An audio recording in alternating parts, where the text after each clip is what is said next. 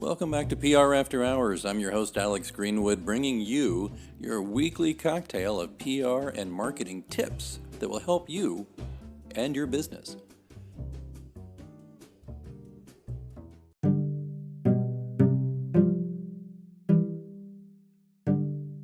Stick around, we'll get started right after these messages.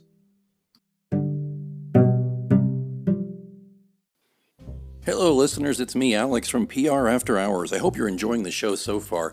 And I wanted to talk to you just for a moment about the way I get this show right into your earbuds every week. It's because I use Anchor FM. Now, I've told you previously that I've been podcasting since 2006, back when we used stone knives and bear skins and a couple of Dixie cups and string.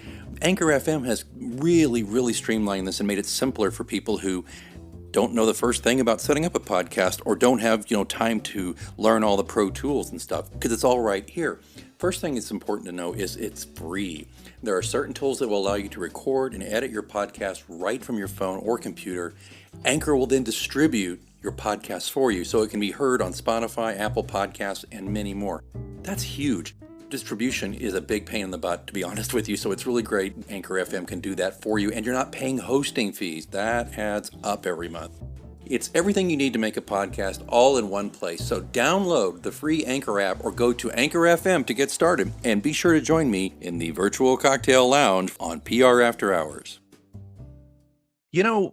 If you're a PR person listening to this show, you know all about building foundations to help your clients get the coverage they need. That's something we like to call the long game, right? But a lot of clients are kind of like that little girl in Willy Wonka, right? I want it now. I want it now. And it's a frustrating thing for them and for you as a PR professional. And if you're not a PR professional, listen closely, because if you hire a PR professional, you should know this. It's frustrating because the reason they want it now is very valid. But if they still have that mentality, once you start pitching stories to the news media, that could be a problem. So that's why I'm really excited to have a great public relations consultant and business coach here in Holly Jackson. Holly's going to join us here in the virtual lounge and talk to us a little bit about her business, which includes being a business coach, but also primarily about the long game in PR. Holly, welcome to the virtual lounge. Hi, it's so great to be here and talk about the long game. The long game. So where do we start with the long game? I think that the thing I've run up against in my career a lot of the time is that a lot of times clients expect things, like I said earlier, now, and they don't understand why it takes longer. But there's a kind of a two-sided coin here, Holly, I would think. One side being, make sure you're prepared just in case the long game doesn't happen for you. Maybe you get really lucky. So let's talk about that real quick. What are some of the things we should be prepared for in case you get lucky and you win the golden ticket? Yeah, that's a great point. So when I'm working with clients, especially when they're in startup phase or they're small business owners or especially solopreneurs, is let's say we go after a PR article or television or radio, and we hit that golden ticket, we hit the lottery, we get a home run. When that happens, you have to make sure that you are ready to scale up. You are ready to deliver on everything you've said in that article or on that radio show. So you need to make sure you have your processes in place, your website is working, your online calendar, you are prepared to take on potentially hundreds or thousands of clients. Like imagine you hit the lottery and you get all of this publicity and people take action on that. Do you have the technologies, the automation, the system, the team, or do you at least have the plans to scale up really quickly? And it's interesting because with COVID, you have a certain percentage of businesses that did really well. And even for the people that did really well in their business, if they were not prepared on scaling up, it was actually a very difficult season for them. So people are kind of feeling the pain all around with COVID. I'm reminded of a story about a local brand here in Kansas City area. This was probably 15 years ago, though. They had an opportunity when Oprah had her show, to get on Oprah and to give away their cool item, right? But they just said there is no way we could scale up to even make enough to give everyone in the audience one of these things, let alone the just tsunami of business we would get. It just would have overwhelmed them. And they were smart enough, regrettably, to say no to Oprah. It's so interesting you share that Oprah's example. I was talking to somebody recently, and they were saying how Marianne Williamson, who's written quite a few books, and how Oprah was being interviewed, and she happened to have a copy of Marianne Williamson's book on her side table. And ever since then, that was her golden ticket for Marianne Williamson. She became famous after that, and her book just skyrocketed. So that's the thing too, is sometimes it's kind of happening inadvertently and serendipitously. So you always want to be prepared to scale up for when you do get that opportunity. From that side table at Oprah's presidential candidacy was born eventually. I mean, people forget she ran in the primary. Remember that's such a great point, Holly. It really is. Well, let's talk about the long game though. The golden ticket stuff is fun and it's exciting for us as PR people when it happens because it's happened to me. It's happened to you. I know that, right? But the long game, it's a little different. So let's just talk about that. What should people expect? What is a realistic expectation to try to get your brand or your service or whatever it is you're pushing into the ethos of the media? It really depends on each brand, and it depends on the PR expert you're working with. But I would say somewhere between 1 to 5 years, and one is a very, very short, not conservative estimate. But I would say it's probably closer to 3 to 5 years for most brands. And this means that you are actively and consistently doing several things. The first thing, you are constantly pitching things that are relevant to your brand, relevant to your audience, which means that as a business owner, you need to be very clear on who you're serving, what their pain points are, and how you're going to help them. And this is the problem that a lot of solopreneurs and business owners have when they get started in the branding space, is they're not clear. I find that it takes people about 1 to 3 years to get very clear and to define their actual niche of who they're serving so that they can dispel the people that are not ideal clients for them. So practically it takes 3 to 5 years.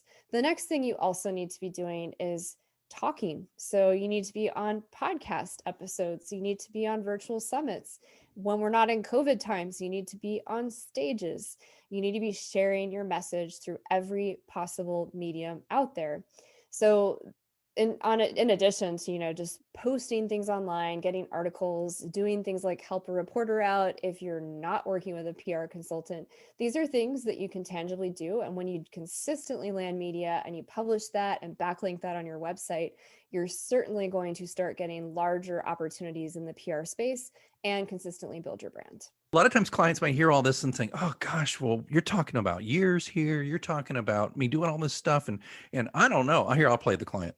I don't know, Ms. Jackson. I mean, you're trying to make me into some kind of thought leader or something. I just want to sell, Kleenex. Why do I have to be a thought leader and go do a TEDx? How was that? Was that a good impression of a client? Okay. That was great. It's probably not a client I would work with, but just to be honest. So, I mean, there are objections that clients have, and that's a valid objection, especially if you're not familiar in the PR space. But the reality is that we're all selling these days. Even if you're not a business owner, we all have a personal brand. Social media is a huge part of our life. And so if you're thinking you don't need to be a thought leader, that's not accurate. The reality is a book, a TED Talk, big media articles, they actually give you social credibility so that people can trust you and they believe in the brand that you've built. And without that, it's a lot more difficult to increase your prices and show your value and build trust with clients because you need that social credibility. Well, let's talk about, you mentioned help a reporter out. That's a good tactic. You've had some success there. Do you mind walking us through that? Yeah, so Help a Reporter Out is a website. You can sign up and you can be a source for reporters. You can choose specific categories you want to receive emails on so that you can pitch to those things. Basically, reporters sign up through this same tool and they'll put out the hooks that they have or the stories they have coming up, and they need sources. So every day, Monday through Friday, you get three notes from them, and they're East Coast based. So you kind of have to be ready. And sometimes the turnaround is very, very fast. Yeah. And you also want to actually read what they're asking. So do not send a pitch in and not read exactly what they've asked for, because they're very clear on exactly what they need. If they say 100 words, send 100 words. Don't send 80, don't send 120. If they need resources and references, include those resources and references. You want to make their life easy. You want them to thank you. And if you don't get the pitch, but they reply back, always build rapport and say, "Oh, I'm so excited. Please send me your article. I would love to hear more about it," and start building a relationship with these reporters. They can open doors for you. I've been doing this for a while. And when I first started doing it, it was just for my business outside of the corporate world. And people said, "Oh, the percentage that you'll land is really small." And I noticed that my percentage was a lot higher. And I was like, wow, I'm actually pretty good at this. And then I started doing it for my clients. And I think it's just really fun. It's like, oh, okay, how do I get in the mind of this person and build this for the brand and build this relationship? And it's just, I think it's a fun game. Yeah. Well, and it doesn't cost you anything to get on this list, Nope. right? But you make a great point. Don't cardinal rule, deal with the media, don't waste their time. If it and don't try to put a square peg in a round hole. If your client's brand doesn't really or whatever doesn't work for the request, move on, right? Don't try too hard to force it. Is that a fair Well, thing to say? yeah, and I take it even further. Like if you're doing this yourself or you're working with a PR expert, make sure that the pitches you're putting out there align with where you want the brand to go. So there are certain magazines that aren't going to align with the brand for your client or for your brand yourself. So don't pitch to those. There are certain articles, like you have to do the research. Is that where your Right. audience is hanging out? And if you're not clear on where your audience is reading or hanging out, or the articles they're investing in, the channels that they're tuning into, then you're likely pitching to an audience that's not aligned to what you're trying to get out there. Well, it's a great tactic. I've had some success on it, probably not as much as you. I got out of the habit for a while because I made a mistake as a PR consultant. I got satisfied with my number of clients and didn't keep doing my business development. So, and these clients didn't necessarily need that, so I got out of the habit. Not a good idea. That's another discussion though of diversify, diversify, diversify. Don't put all your eggs in one or two baskets. But let's talk about some other long game tactics and strategies that we might employ here. One thing though, I'd love to hear your take on this, Holly. When you're dealing with a client, they're on board and they understand it's a long game. But there's going to invariably be a time when they're looking at your invoice. Maybe it's 2 years in and you've had a little success, but not a lot. And they're going to want to renegotiate or discuss the relationship. Has that happened to you? And if so, how do you handle it? That hasn't happened to me recently, but it has in the past, especially in the Hmm. corporate environment, because they're Right. so metrics driven. I think for me, I'm lucky in my own business because I'm offering value in so many spaces. So I'm, a holistic business coach and a PR consultant. And when you have those two together, I'm typically working with clients across both of those, meaning I'm helping them scale their business. I'm helping them diversify their portfolio for business development. And I'm doing the PR consulting, helping them with their email marketing, things of that nature. So I think because I have that holistic approach, I don't really get clients that are not wanting to continue repeat business or working with me long term. I think it's harder if all you're doing is just the PR, because you're not necessarily adding as much value. And so in that circumstance, you just have to remind the client and provide reports around what you have done, the value Hmm. that's added. And if you know anything about like website traffic and whatnot, you can track that against the work that you've done with these articles and the backlinks. That is great because then they have analytics to show how the work is actually helping them. And then also, I think when you have lead magnets on your website or people sign up for calls, it's great to ask them how they found out about you, because that's Yeah. another way to figure out what's working, right? Yeah. Do you, where do you stand? And sorry, this is a little out of left field. Where do you stand on blogging? Is that still a thing as far as you're concerned? I think blogging is really important, especially when you're getting started. You want to be very intentional across the blog articles that you're sharing. They should be relevant to the services you're offering, the problems and pain points that your clients are facing today. It helps you have a clear voice on your messaging, helps you build credibility, helps you add value to the pain points that your clients are facing. And I think also a lot of reporters look at stuff like that. They want to make Yeah. sure you have something valuable. And if you don't have consistent content on your website, you're certainly not going to come across as a thought leader. And I think it's much more difficult to land any substantial media. Like I was just interviewed for a large article with Yahoo Finance that's coming out, and it was a pretty long interview process. And I know a lot of their questions were around consistent content and thought leadership, social media posts, and just being very, very consistent with my audience. Okay, two things. One, when that article comes out, you got to tell me when it comes out. You got to ping me, okay? Because I'm going to read Okay. it. I'm going to share it. I'm going to take it to heart, okay? I'm serious. I want to see that article. And then we'll add it to your show notes to this whenever it comes out. But the other thing, too, about blogging, and I say this a lot, regular listeners are going to be like, oh, here goes Alex again. But I've blogged for 11 years, and it does help me get found via Google, okay? I can't tell you how many clients I say, just taking a page out of your book. How'd you hear about me? Well, I Googled, top Kansas City PR agencies or whatever it is. And then your blog pops up. They always say it's usually not your homepage, it's your blog, which is funny. But you know what? I've done some boo-boos here. I'm not going to lie to you on the blog. Every now and then, like when business was slow, I got into a little bit of the payola there, taking some paid posts that some of them, most of the time I kept it within the realm of what the blog was about, which is business and PR and marketing. But every now and then I was just like, baby needs a new pair of shoes. I'm going to go ahead and do this thing on construction sites. Right.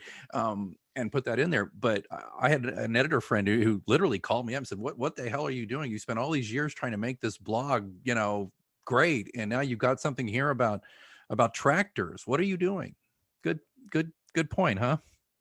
Yeah, that's the other thing too is, these days, there are a lot of affiliate marketing opportunities that people can use, whether it's your blog or products or like, for example, my website, I have a resource page and I list people that I trust. And some of them aren't even affiliates. They're just resources that I trust because people ask me a lot, well, what technologies do you recommend?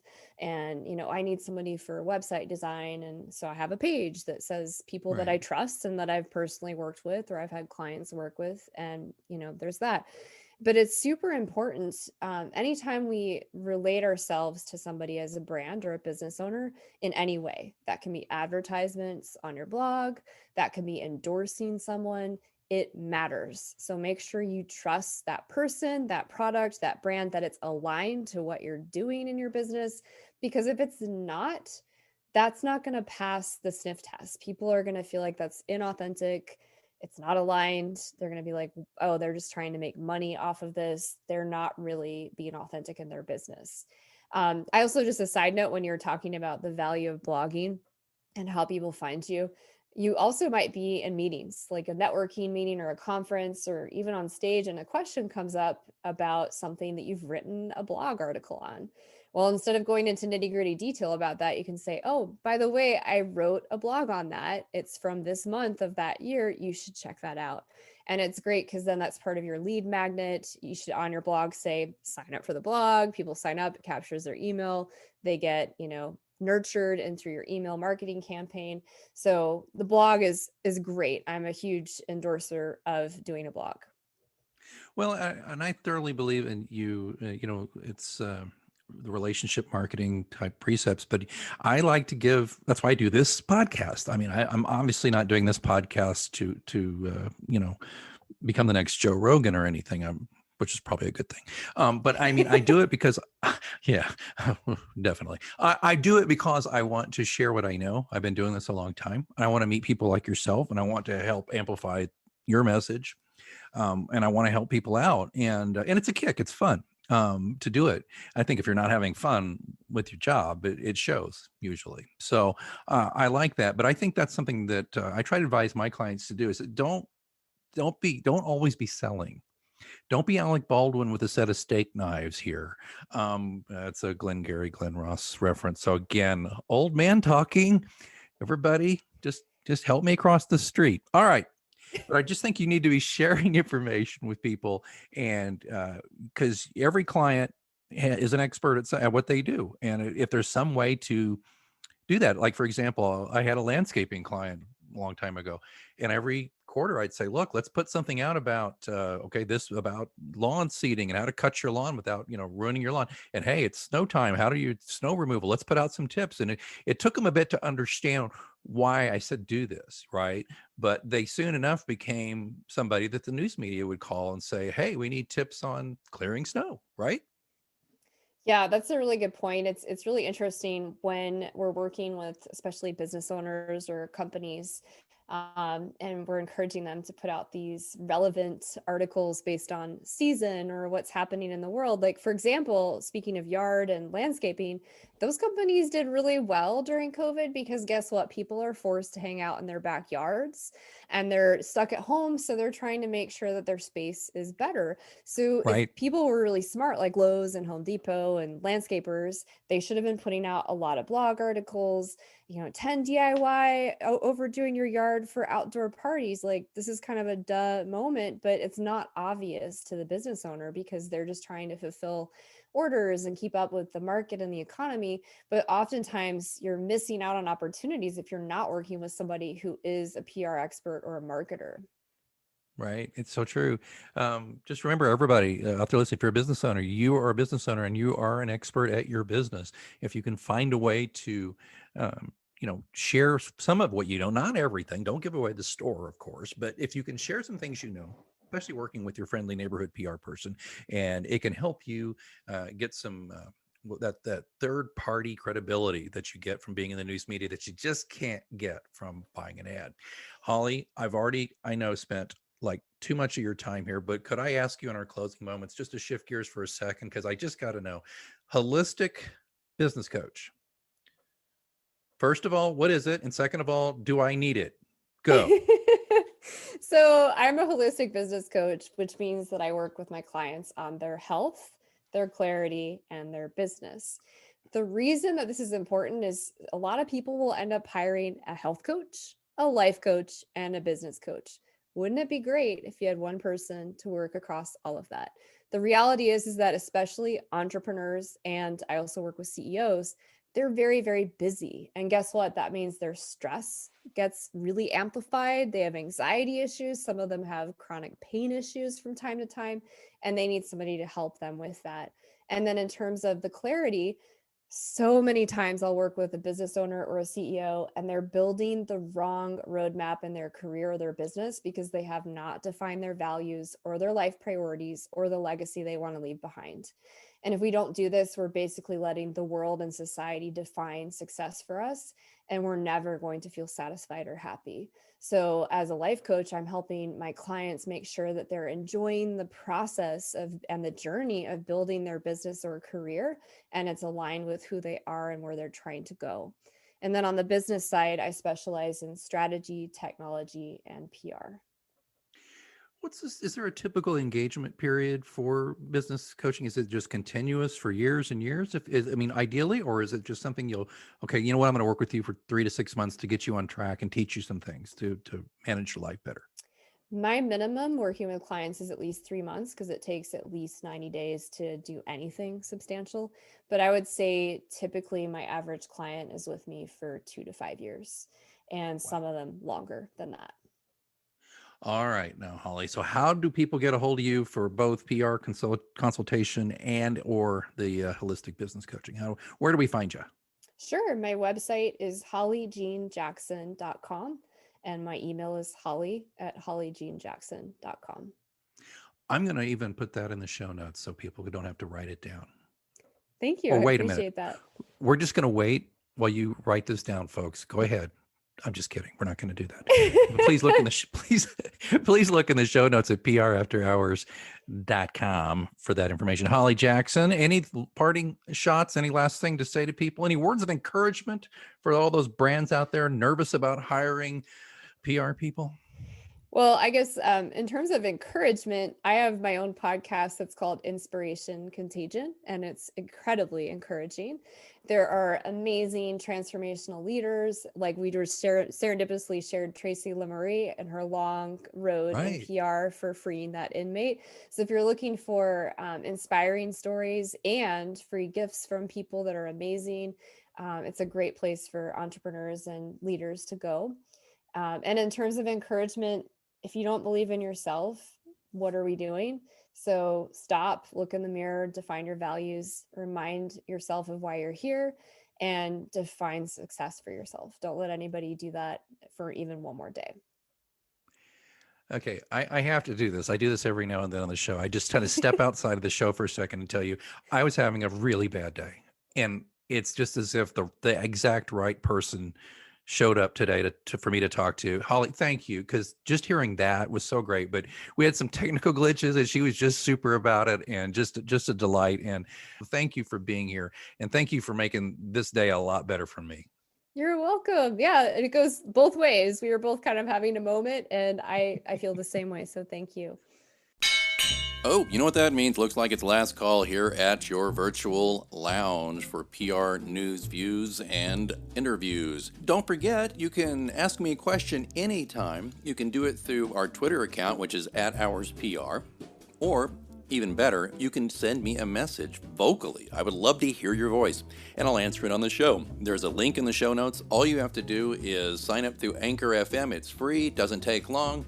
And you record your message, I get the message, I will play your audio. Just give me your first name and the city you live in, and then I will answer the question to the best of my ability right here on the show. Don't forget to, if you're enjoying this podcast, you can support it and help increase the frequency and value of the show. Just consider being a sponsor for your brand or your agency or just yourself because you're like, I like this show. Or just drop a few coins in the virtual tip jar. Either way, there's links in the show notes. Please check that out. All of that, of course, being in the show notes where you're listening right now or at prafterhours.com. I see that they're turning up the lights. Last call is over, and I've got to clean up this virtual lounge. And until next time, I'm Alex Greenwood, and you've been listening to PR After Hours on Anchor FM.